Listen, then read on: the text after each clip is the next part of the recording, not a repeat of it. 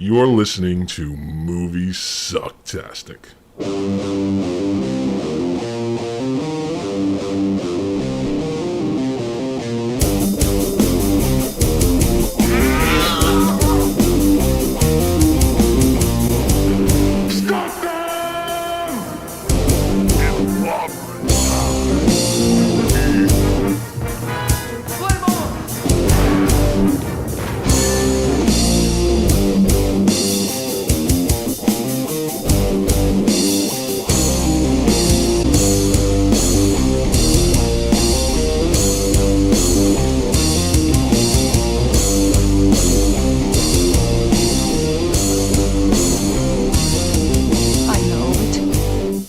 Sounds like some bad movie.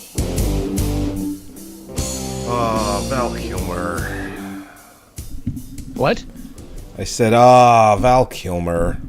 Oh, Val. Poor He's Val. at the end of our opening. That's right. I forgot about that. Yeah, I didn't even remember it. Oh, way to bring a room down. Hey, it's your fault. I know. Yeah. Well, welcome to Moviesucktastic. Val Kilmer's dead. I'm Scott. That's Joey. Where? And shit. Where's your fucking video feed? Oh I don't my know. What do you do with it? That's it. We're getting rid of OBS Studio. That's it. I'm done. All right. Okay. Done. Well. Besides that, we're here to review a film today, and we're reviewing the Fantastic Four, 1994, the Roger Corman version. There you are. Found you. The one that was never released. Correct. As a matter of fact, the only known showing, it's actually listed, is May 31st, 1994. It was one theatrical showing. I'm wondering if it's because I watched the there's a great documentary called Doomed. I recommend it. If you I heard about access to it. I did hear about it. Yeah, and they do mention that that like when everything fell apart was when they were trying to arrange a screening at the Mall of America at a convention, and it got postponed. And I'm wondering if that's what that is. Don't know. It just says unknown. Yeah. It just says unknown. It says May 31st, 1994, only known showing, unknown. Like they don't mention where it was. Yeah, so there's never been an official release, but the film was leaked out years ago. It's been around since the 90s. It's been bootlegged at the Comic-Cons for over 30 years. Yeah. So not a great copy. You can get a copy out there, but this is one of those few movies we're reviewing that you can't really watch. Yeah, well, you used to be able to watch it on YouTube, but that's gone now. Oh, yeah, especially with the new Fantastic Four film coming out. Oh, yeah. Yeah. They want to make sure that this movie is not tied into that one in any way. But we're not going to allow that. Right. So since there is like a documentary and there's like articles written about the whole backstory about what happened with the movie, I don't want to get too much into that. Okay. And unless there's something you want to say, but no, because I didn't watch I didn't watch the documentary, so I have nothing to add to that. I mean, if you want to just, can you wrap it in a tidy little bow? Like 10 seconds. Yeah, basically the people that owned the rights to the Fantastic Four wanted to get a movie made before the rights lapsed, so they had something to bargain with to get some kind of money. And this was just when Marvel was starting. A.V. Arid, whatever the hell his name is, the evil guy behind Marvel Universe. He was just starting with X-Men going there, and he wanted to have control of anything Marvel, so he was behind them buying out, purchasing the movie so they could shelve it. What? So that they could shelve it, so that they could potentially. This was almost like this is a movie we could make, or something like almost like concept art. Yeah. They didn't want a Marvel movie out there that wasn't within the franchise that they were planning down the road. Or at least he didn't. Yeah. So basically, all the people that were involved in making the film did not know this. They put their heart and souls into this film, and it's kind of sad when, like, the documentary. It's sad because there's a lot of it where they were like, "Yeah, we thought this was our big break." We're going to be in a Marvel film. And, like when you watch it now and you think, oh, you thought this was going to be a real Marvel film. Back then, like the other two Marvel films that were out at the same time period were Captain America and The Punisher. Well, right. Yeah, so quality comic book films weren't a thing. No, especially that Captain America movie. Oof. Yeah. So even though this was coming in on a low budget, and even though they knew that the special effects were kind of like bare bones and laughable, they all thought they were getting in on the ground floor of a huge property, and they all attacked it with gusto. And like as far as the acting goes, I can't fault anybody for their acting in this film. Well, there is some overacting in parts. But then again, that's kind of the with thing that Ron we're going Underwood. for. Ron Underwood, the Human Torch. Mm-hmm. Yeah, he's trying to feel his like Broadway Eugene O'Neill roots somewhere. I mean, there was a couple of times where he went a little over the top. Over the top. All right, maybe. I mean, now I've always liked him as an actor. I liked him as Bug in Uncle Buck. I liked him in The Boy That Could Fly. It's like I've always liked him. I don't have a problem with him, but you could tell, like, it really makes sense that you just recently said that they went all in, tons of gusto, like they really want to do this because he really went there. Like he didn't think he was overacting, but he was definitely overacting. I didn't think it was a bad. He was probably trying to give them everything so that they could edit it and probably make it look like take the best parts of what I'm doing, and go ahead and do that. But they didn't. They just used all of it. well, that was one of the big problems too. Is that there was no post production on the film. Besides what special effects they did themselves, they never got that final post production polish. Not even like on the audio. Well, according to Wiki, no, I know the audio is terrible. According to the Wiki page, this had a $1 million budget, which I gotta be honest, that seems like a lot of money for how this movie turned out. Well, yeah, that's because whenever you have a production, the production people take part of that budget money. It's all off written. It was filmed on old sets from Carnosaur. Oh God, was it really? Yeah, and he's renting those used sets back for an exorbitant amount of money. It's all money game. That's the problem. Is this film got caught up in the money game of Hollywood. Jesus. From Roger Corman, who's the king of the money game, up to the people that are the megalomaniacal money makers. Gotcha. The actors. All right. Wow. Now, so it's an origin story. Yes. So we first meet the Fantastic Four before they're the Fantastic Four, and Reed Richards and Ben Grimm are college students, and they live in a boarding house run by Sue and Johnny Storm's mother. Yeah. So can we just address the elephant in the room? Yeah, Reed. It's a little fucking creepy. Reed Richards is the groomer. Yeah. It's a little creepy. Just a little. She's what? 12, 10, 12, something 12. Finally. Wow. I mean, come on. So it's 12. I'm sorry. If you're an adult and a 12-year-old, you're never allowed to fuck them ever, no matter how old they get. That's it. If you knew them as a child, you don't get to do anything beyond that. That's it. They're always a child to you forever. That's it. I would say that makes a lot of sense. But I mean, if they're college students, he's literally twice her age. You know what I mean? So if she's 11 or 12, if you really do the math, he's like 22, 23. He looks way older, but 22, 23 years old. He's literally double her age. Yeah. So then 10 years later, she's finally legal. Right. She's probably 21, and he's pushing his mid to late. No, he's got the streak in his hair. I mean, come on.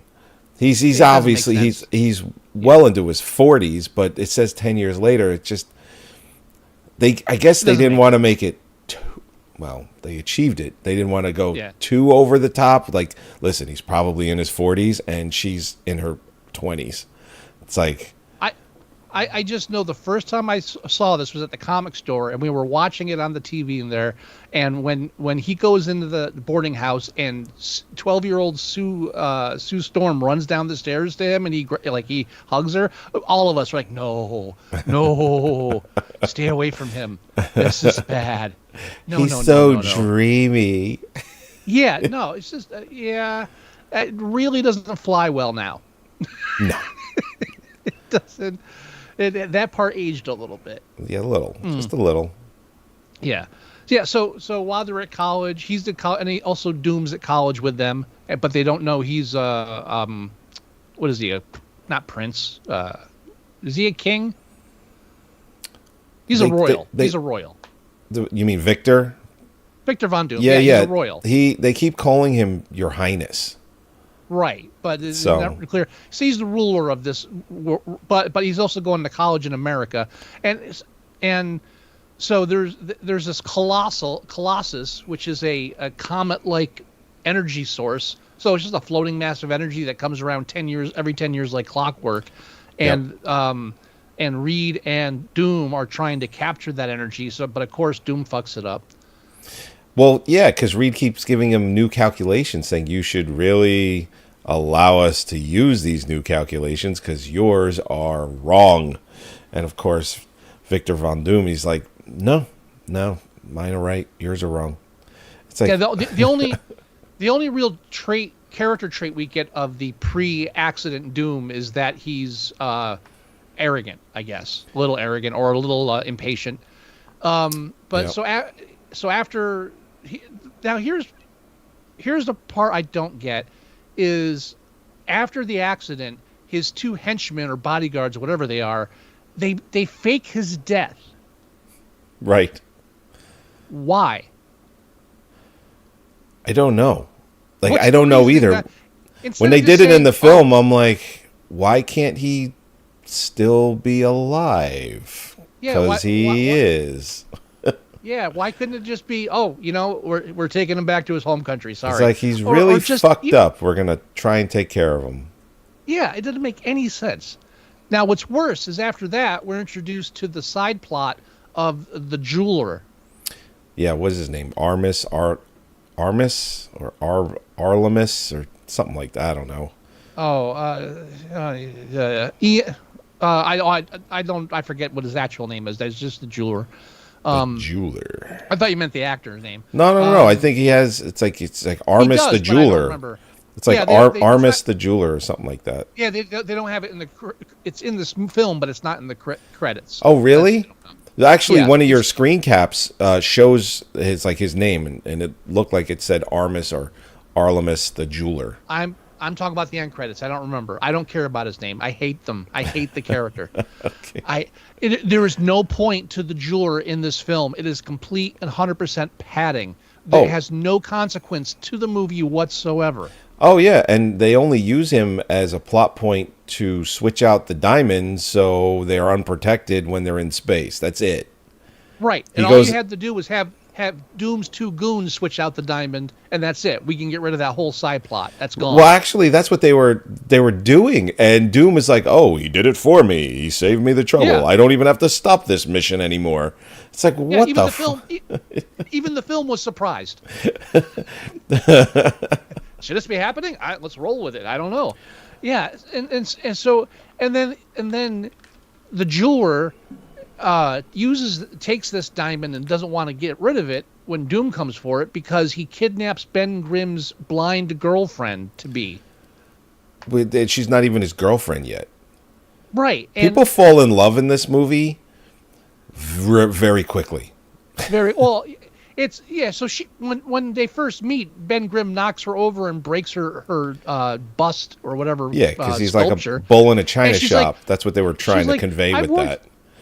Right, but she starts with I worked so long on this and it's gone, and he picks her up, and the minute she feels his face, she's like, oh, it's okay. I was like, wow, even blind people are shallow. Yeah. That's interesting.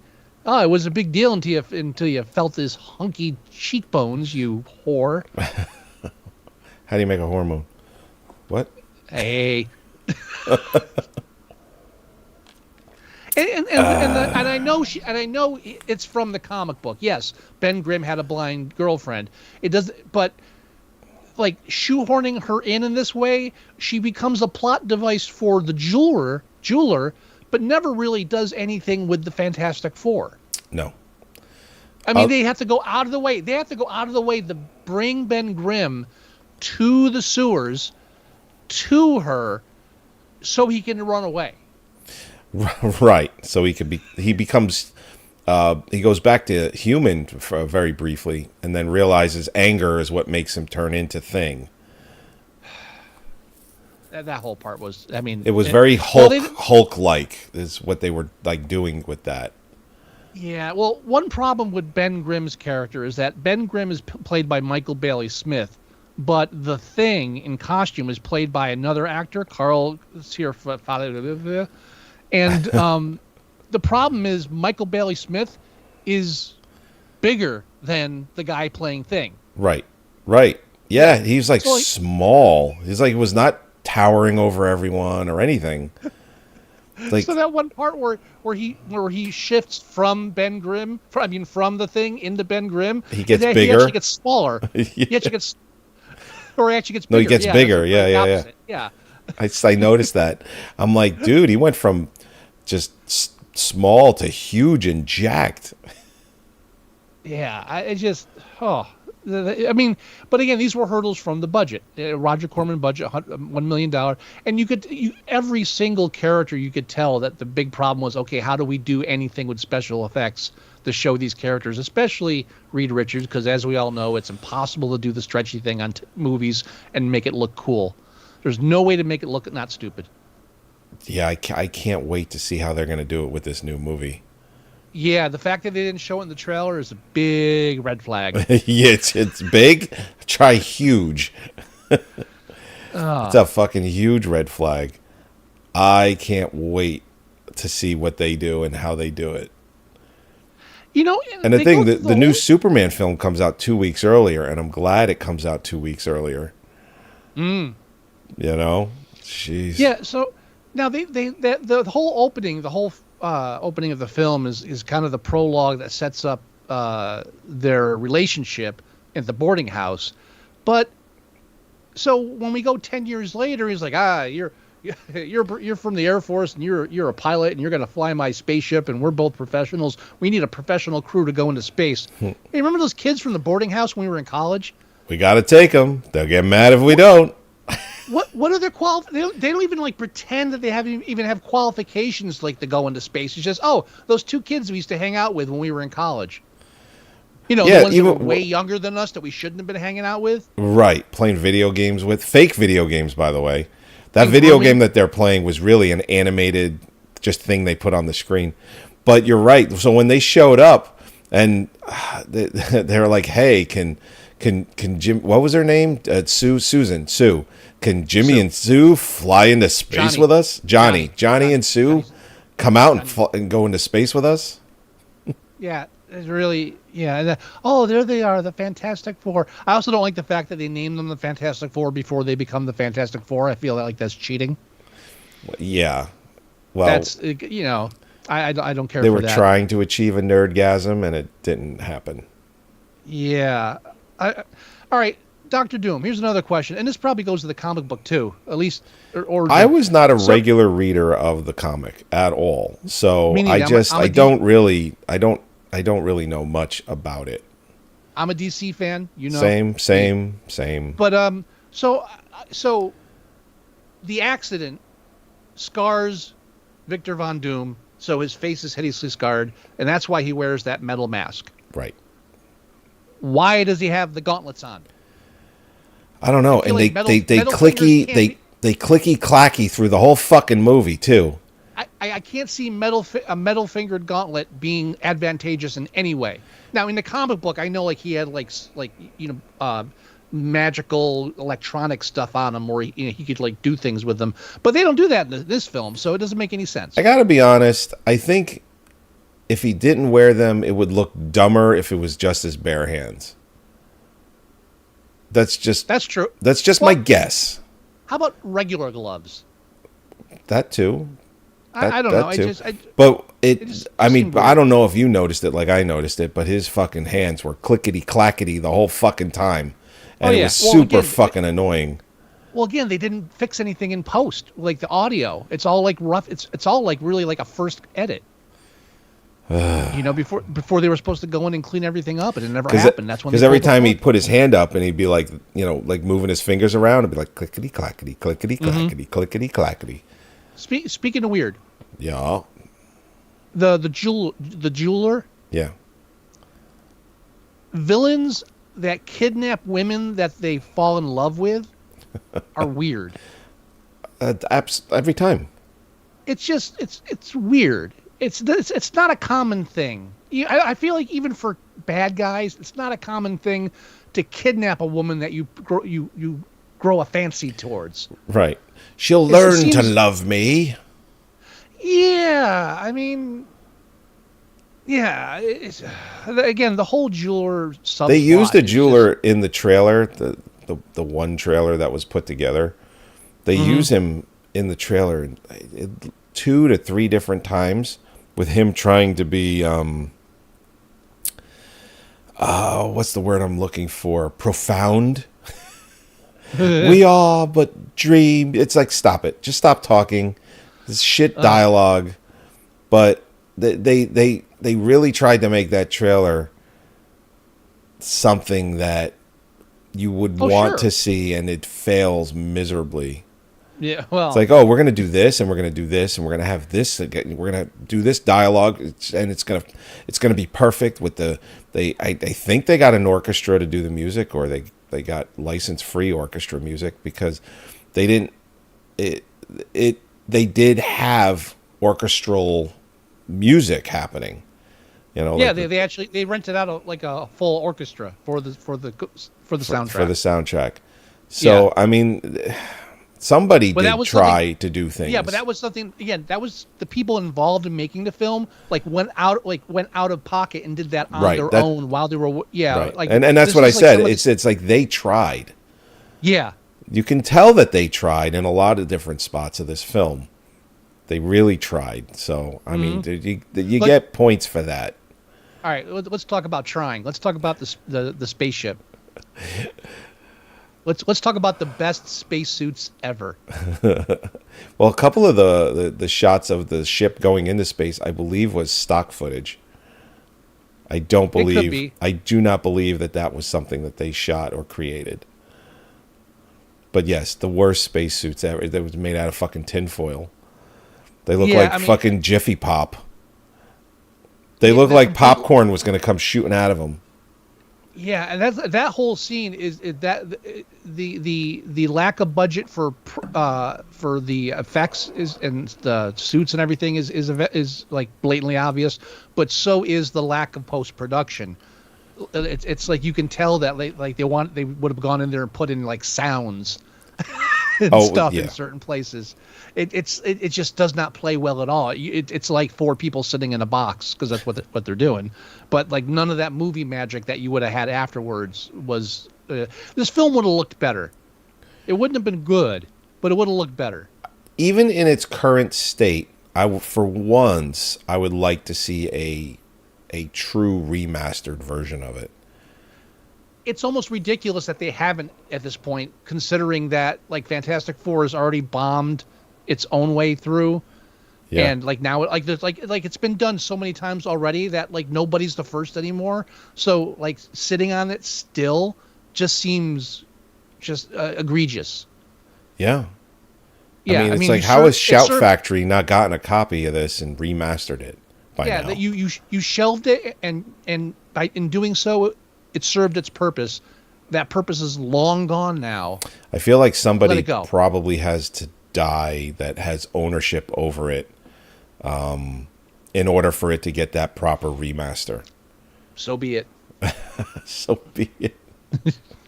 It's like Weinstein. I think Kevin Smith was saying recently that Weinstein still owns the rights to Dogma, and will not re-release it. Well, he will for millions of dollars that Kevin Smith says that he cannot pay, or else he would, re-release that, remaster it, do a whole nice special edition.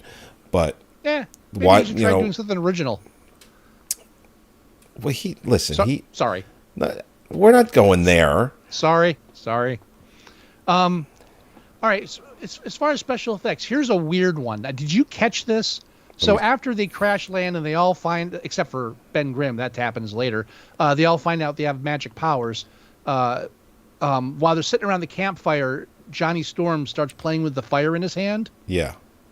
Did you notice that near the end of that scene, while he's just staring into it, you start hearing laughter coming out of the fire? No, I didn't hear that at all. Oh, I had my headphones on. Go put that back on with headphones on, and near the end of it, you hear like demonic laughter. What? Yeah, it's there. Yeah, you got turn it up louder. When we're done, I'll do it. Now I have to do it. Holy shit! And I cannot figure it because that never comes up again. So I can't for the life of me figure out what the hell that was about. Oh wow. Yeah, I mean, I'm glad maybe that was going to be used for something else, and they just borrowed footage and used it here, or I don't know, or someone put it in the audio track, and I don't know. I can't wrap my head around it. Wow, I'm going to go listen to that. Yeah, I mean, so the film as an origin story, it's clunky. I didn't have a problem with the acting because I understand, they're dealing with the director and it's a comic book movie, right? And no one was taking this shit seriously back then. They weren't. You didn't have like mega drama comic book films, so everybody was going for campy. I have to honestly say I think this is the best Fantastic Four film we've seen so far. Come on. That's not possible. I'd rather watch this again than any of the other ones. Even the 20th Century Fox ones? Oh, both of those? Especially, yes. Oh, God, yes. No, those are painful. I personally think this is the best one. I'm not saying it's a 10-star. No. But I'm saying this gets more you stars. Crazy. I'm just saying this gets more. I actually never went and watched the one from 2015. I did not even bother to watch it. I saw it in the theater. Oh, wow. I don't know why. But I saw it in the theater. Yeah. Shit. Are you gonna go see the new one when it comes out? I'm not. It depends. I go to the theater a lot less nowadays, and when I do, I go to the Texas Theater down the road. Okay. In Fort Worth, the one in Dallas. I would, if someone was going, if the opportunity arose, I'd go see it. It looks interesting. Are you gonna go see the Superman film? Oh, between the two of them, I preferred the Superman film.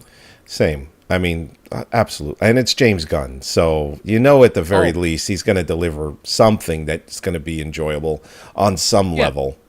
You just know he's not going to, he's just not going to, you just know he's not going to screw it up. And the anti-DC people are going to do what they do. And it doesn't matter. It's going to be a good film. Yeah. Yeah. But this not so much. When the Suicide Squad came out, the James Gunn film that he did, everyone couldn't deny that was an excellent film. They were like, shit, we were going to shit on this one, but we can't. It's like, no, you can't. Well, that starry thing at the end was it was kind of fun. Okay.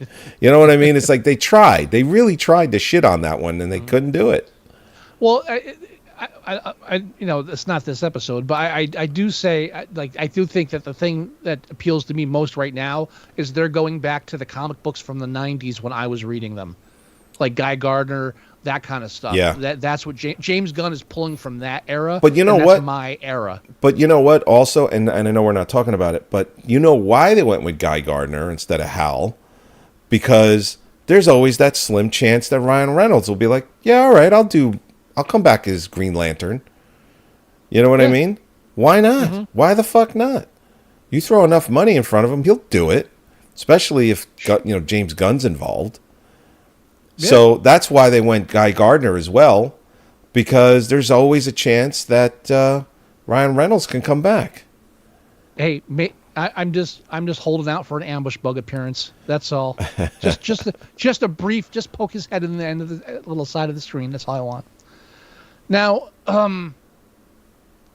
rating Fantastic Four 1994. Yeah. It's currently at 3.8 on IMDb. Yeah. I would say a 4 is probably appropriate. That's what I was going to go for. I figure the special effects and the budget is way too low for it to be a 5. But I'm biased because I watched the documentary, and again, it's just really sad to see people's hopes and dreams ripped out from underneath them, just for a paycheck, and it just it makes it harder to shit on this film. But it definitely doesn't deserve more than a 4. I think 4 it is. Yeah, I agree. Yeah, no, 4 is it's right where it should be.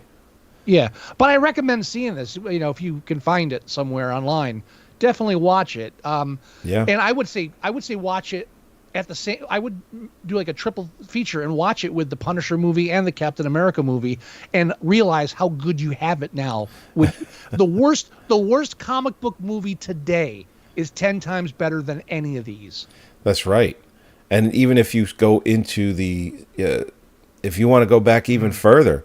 Maybe not Madam Web, but... Well, I mean, if you want to go back even further, go back into the late 70s and early 80s. Those Captain America and Spider-Man, TV shows. Like, the Hulk was kind of like a bright light. It was like... and that wasn't by any means great either. I grew up watching The Incredible Hulk, with Bill Bixby and Lou Ferrigno. And it's by no means a great show. It is not. At all, but it is 10 times better than 99% of the shit that they were putting out at that time. The Incredible Hulk was probably the best comic book adaptation out in the 70s, or 80s, and even the Wonder Woman show with Linda Carter was terrible. Yeah, and that bred a whole generation of people with knockout fetish. I know. I know. Damn it, I forgot what I was going to say. We were talking about how everyone has it good now. Yes, and I think people forget that because when I feel like I feel like everybody forgets the gap between the Incredible Hulk TV show and say the first X-Men. X-Men is really what kicked it off. Right, and I think everybody forgets that. You can't count Blade. Before X-Men. I mean, you kind of can count Blade. That came out a couple of years before X-Men. But as far as your true comic book movie that was not garbage, the first X-Men in the year 2000 when it came out, that is the first one. That really kicked it off. And then Spider-Man in 2002 just said, fuck, we're making good comic book movies now. What the hell happened? That was the first time they actually made a comic book film for adults. Right. And everybody forgets that. So I feel like the late 80s, early 90s is kind of glossed over. It's no, there was shit. There was a lot of shit. It was shitty. It was all Batman shit. Was it. Yeah, Batman and Superman ruled the cinematic universe as far as comic books go until X-Men. Until that point, it was DC all the way. Yeah. No, absolutely. Yeah, because, the first Batman came out in 1989 and it was a monster success. Monster success. And then they did a second Batman film, in, what was it, 1991. But even again, they weren't making them for adults. They were still making them for kids. Right. And and then they did that third Batman film with Val Kilmer. That came out in 95, I think. I saw that in the theater. Oh, God. Yeah. That was horrible. And then after that was the fourth Batman film, and that ended Batman until 2005. 8 years they didn't make another Batman movie. and Yeah. they shelved it. But in that time period, those first two Tim Burton Batman films were good. Then the third Val Kilmer film was... No, the first one was good. Well, I like the second one. You didn't like it. Oh, okay. But it's not a good film. Anyhow. Anyway. I did like the Val Kilmer one for what it was worth. Oh, come on. No. Listen, that was the Joel Schumacher one. It was the first one that Schumacher did. For what it was better than the second movie that came out. Right? It was... No. The Val Kilmer one... They get progressively worse after the first one. I don't want to get into this argument. We no, can do this well, the fourth one with Clooney is the worst one. The Batman movies are on the wheel, so if they hit the wheel, we'll have a chance to discuss them. Okay. All right, so we rated Fantastic Four at 4 stars. Highly recommend seeing it, even though it's not good, because it's definitely a piece of history and it's definitely interesting to see. So what do we want to do now? I kind of challenged this, so we can either do the wheel, or if you had something you wanted to challenge me to, we can do that. It's up to you, sir. No, I don't feel like... No, I think we should do the wheel. The wheel is fine. I'm fine with the wheel. Let's get and do the wheel. Let me pull that up. I actually forgot about the wheel. There we go. It doesn't hop up on the screen anymore anyway. I don't know what the fuck that's all about. I forgot one note. My last comment on Fantastic Four, the Roger Corman Fantastic Four, is that Reed Richards' elongated waving arm at the end is the final chef's kiss to a bad movie. Oh, dude. The first time, the second time, and today when I saw it, I'm like, dear fucking God, what the fuck were you thinking? No matter how many times I see it, and I see that stupid fucking arm coming out of the sunroof, I'm like, what the fuck is wrong? Who made this decision? You almost wish that was the first scene of the film, because then you tap out. It's like, no, done. That's it. Fuck. Thanks for the heads up. All right, so we have the Wheel of Suck here. It does not come on the screen anymore. That's another reason why I got to get rid of OBS Studio. I got to find another program that just is not going to fuck with me every week. Anyhow, so you'll take my word for it. Everyone will take my word for it. We'll spin this. I trust you. Well, thank you. The way it works is each Scott and I get one veto. So if we spin, one of us decides to use the veto, we'll spin again. I can't, let's say the one that vetoed, I don't get another one. Scott can. And that's the way it goes. We only get 2, and we'll see what happens. Are you ready to spin the Wheel of Suck? You know it, brother. All right, let's do it. And here we go. Oh, boy. No whammies, no whammies. Big money. That movie's coming out soon. Can't wait to see it. Let's go. What do we got? So we have the film Hellbound. Hellbound. I don't... Okay, I mean, is that a Hellraiser movie? No, I know there was Hellraiser Hellbound. Is there another movie called Hellbound? How am I not recognizing this? Hellbound is the 1994 Chuck Norris film. He did is this a horror movie that he did? Yes. Hold on, I'll bring it up for you right now. 2 Chicago cops, Chuck Norris and Calvin Levels, investigate a murder until they encounter an ancient demon. Oh my God. Okay. That's right. We're stuck in the 90s. I mean, I'm okay with reviewing this. Would you like to use a veto?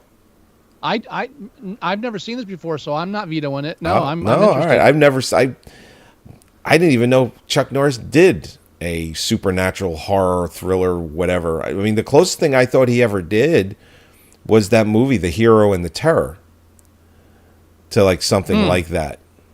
Yeah. This is a straightforward horror, action horror. Get out of here! All right, I'm looking forward to this one then. Yeah. So I'm assuming I have it on my Plex. Oh, I definitely do not. Yeah. I will have to go get a copy. All right, Hellbound. Hellbound. Chuck Norris in the house. Flame on. It's clobbering time. Flame on. And then he does it. It's clobbering time for real this time. It's great dialogue. Were you kidding before? I mean, yeah, no. He got interrupted. The dialogue's not as bad as other films we've done. Right. The dialogue's not horrible, but it's got its moments. Oh man, I'm glad we reviewed this. Been a long time coming, I'll tell you that. Definitely. All right, let's go ahead and end this one then. All right. Yes, sir. Everybody, thank you as always for joining us again for another episode. Episode 444. Hence why we did Fantastic Four. The timing couldn't be better with the movie coming out in about 3 months. So yes, go to our website at Moviesucktastic.com. You can download the show there. You can listen to the show there. You can click on the link. It'll take you to the YouTube page, our YouTube page, where you can watch this episode. You can go to iTunes and you can listen to our show there as well. Go to Facebook.com/Moviesucktastic and you can see everything we are posting. It is going there. You can leave us email. The address is themovieguys@Moviesucktastic.com. Or you can leave us voicemail. If you leave us voicemail, we'll play it. It's 908-514-4470. And you can download our podcast app, which is at Moviesucktastic.com/mst.apk. Or just download your favorite podcast player and do a search for Moviesucktastic. Every single episode is there. We are now on Spotify, which 6 episodes got flagged the other day. That's fun. I told them that we're allowed to use its music, its opening music, or when we take a break. It was like, oh, there's 6 episodes that have copyright problems. I was like, we're a podcast review site. We're allowed to use it. And I clicked that button and submitted it. So we'll see what happens. They may want to take it down anyway, and if that's the case, I'll have to re-edit those files, which I hate to do because they're not being flagged anywhere else. Whatever. I don't know. Anyhow, I know I'm rambling. I'm sorry. Do you have any words of wisdom, Mr. Wilson? I was gonna go with it's clobbering time. It's clobbering time again. Did that. It's clobbering time again. All right, Excelsior. everybody. Excelsior. All right, everybody. We will talk to you next week when we review the Chuck Norris film Hellbound. All right, everybody. Later.